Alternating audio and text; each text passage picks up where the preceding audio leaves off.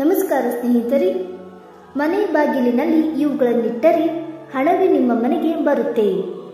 ಮನೆಯಲ್ಲಿ ಈ ವಸ್ತುಗಳನ್ನು ಇಟ್ಟುಕೊಳ್ಳುವುದರಿಂದ ಲಕ್ಷ್ಮೀ ದೇವಿಯು ನಿಮ್ಮ ಮನೆಯಲ್ಲಿ ನೆಲೆಸುತ್ತಾಳೆ ಮತ್ತು ಮನೆಯು ಸಮೃದ್ಧಿ ಮತ್ತು ಹಣದಿಂದ ಕೂಡಿರುತ್ತದೆ.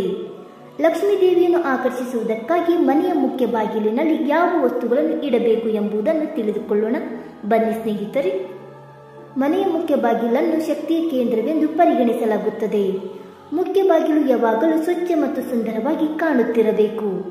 ಶಾಸ್ತ್ರದ ಪ್ರಕಾರ ಮನೆಯ ಪ್ರತಿಯೊಂದು ವಸ್ತುವಿನಲ್ಲಿ ಅದರದೇ ಆದಂತಹ ವಿಶೇಷ ಶಕ್ತಿ ಇರುತ್ತದೆ. ಮನೆಯಲ್ಲಿ ಬೇಡದ ವಸ್ತುಗಳನ್ನು ಇಡುವುದು ಅಥವಾ ಬೇಡದ ಕೆಲಸಗಳನ್ನು ಮಾಡುವುದು ದೋಷಗಳಿಗೆ ಕಾರಣವಾಗುತ್ತದೆ. ಮನೆಯ ಮುಖ್ಯ ಬಾಗಿಲಿನಲ್ಲಿ ಕೆಲವು ವಸ್ತುಗಳನ್ನು ಇಡುವುದರಿಂದ ಲಕ್ಷ್ಮೀ ದೇವಿ ಆ ಮನೆಯಲ್ಲಿ ನೆಲೆಸುತ್ತಾಳೆ ಮತ್ತು ಸಂಪತ್ತನ್ನು ಹೆಚ್ಚಿಸುತ್ತಾಳೆ. ಮನೆಯ ಪ್ರವೇಶ ದ್ವಾರದಲ್ಲಿ ಯಾವ ಅದೃಷ್ಟದ ವಸ್ತುಗಳನ್ನು ಇಡಬೇಕು ಎಂಬುದನ್ನು ತಿಳಿದುಕೊಳ್ಳೋಣ ಬನ್ನಿ ಸ್ನೇಹಿತರೆ.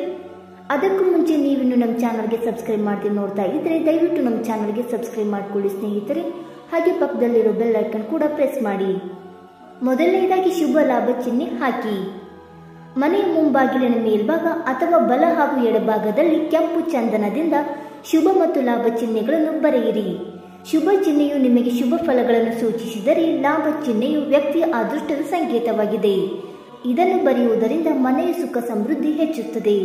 ಹಾಗಾಗಿ ಮನೆಯ ಮುಂಭಾಗದಲ್ಲಿ ಶುಭ ಮತ್ತು ಲಾಭ ಚಿಹ್ನೆಯನ್ನು ಕೆಂಪು ಚಂದನದಿಂದ ಬರೆಯಬೇಕು. ಎರಡನೇದಾಗಿ ಸ್ವಸ್ತಿಕ ಚಿಹ್ನೆ. ಸ್ವಸ್ತಿಕ ಚಿಹ್ನೆಯನ್ನು ಹಿಂದೂ ಧರ್ಮದಲ್ಲಿ ಯಾವುದೇ ಮಂಗಳಕರ ಕೆಲಸ ಅಥವಾ ಪೂಜೆಯಲ್ಲಿ ಮಾಡಲಾಗುತ್ತದೆ. ಆದ್ದರಿಂದ ನಿಮ್ಮ ಮನೆಯಲ್ಲಿ ಧನಾತ್ಮಕ ಶಕ್ತಿಯನ್ನು ಹೆಚ್ಚಿಸಲು ಮುಖ್ಯ ಬಾಗಿಲಿನ ಎರಡು ಬದಿಗಳಲ್ಲಿ ಸ್ವಸ್ತಿಕ ಚಿಹ್ನೆಯನ್ನು ಹಾಕಬೇಕು.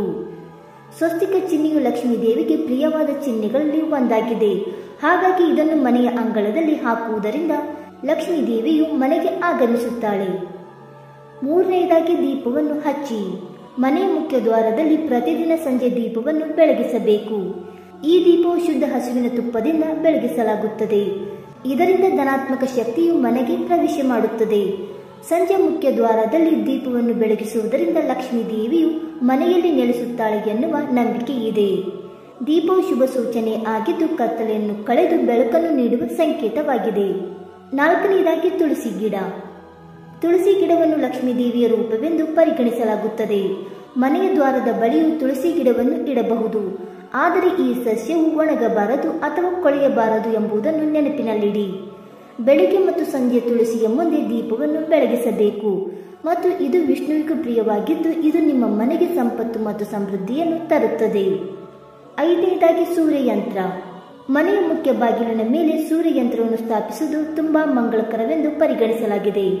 ಇದರೊಂದಿಗೆ ಮನೆಯನ್ನು ದುಷ್ಟ ಕಣ್ಣುಗಳಿಂದ ಅಥವಾ ನಕಾರಾತ್ಮಕ ಶಕ್ತಿಯಿಂದ ರಕ್ಷಿಸಬಹುದು.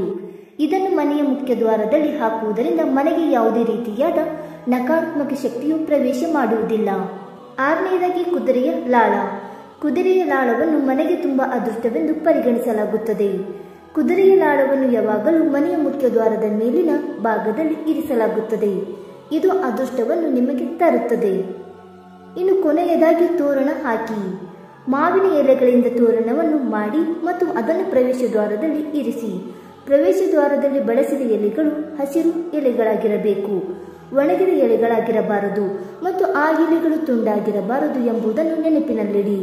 ಇದು ಮನೆಯಲ್ಲಿ ಸಕಾರಾತ್ಮಕತೆಯನ್ನು ಕಾಪಾಡುತ್ತದೆ. ಸ್ನೇಹಿತರೆ, ಈ ಮಾಹಿತಿ ನಿಮಗೆ ಇಷ್ಟವಾಯ್ತಾ? ಇಷ್ಟವಾಗಿದ್ದರೆ ವಿಡಿಯೋಗೊಂದು ಲೈಕ್ ಮಾಡಿ, ಶೇರ್ ಮಾಡಿ. ಹಾಗೆ ನಿಮ್ಮ ಅನಿಸಿಕೆ ಮತ್ತು ಅಭಿಪ್ರಾಯಗಳನ್ನು ಕಮೆಂಟ್ ಮೂಲಕ ತಿಳಿಸಿ ಸ್ನೇಹಿತರೆ. ವಿಡಿಯೋ ನೋಡಿದ್ದಕ್ಕಾಗಿ ಧನ್ಯವಾದಗಳು. Thank you so much.